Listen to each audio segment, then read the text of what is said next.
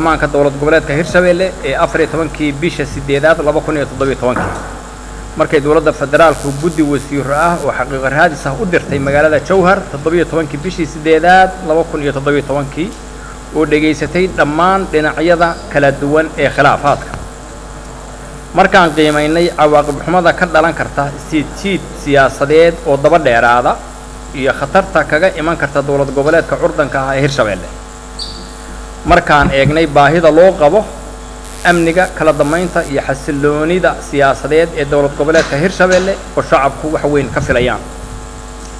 waxay wasaaradda arrimaha gudaha federaalka iyo dib u heshiisiintu soo jeedinaysaa qodobada hoos ku qoran kow in la tixgeliyo go'aankii baarlamaanka dowlad goboleedka Hirshabelle ee 14 bisha 8 2017 labo in doorashada madaxweynaha cusub lagu qabto 30 cisho gudahood oo ka bilaabata 14 bisha 8 2017 saddex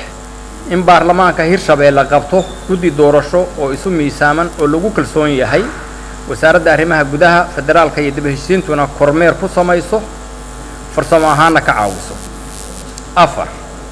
in la adkeeyo amniga iyo kala damaynta xilliga kala guurka shan waxay wasaaradda arrimaha gudaha federaalka iyo dib u heshiisiinta soo dhaweynaysaa talada guddoonka iyo baarlamaanka Hirshabelle ee ah in kursiga madaxweynenimo ay u tartanto kaliya beesha Xawaadle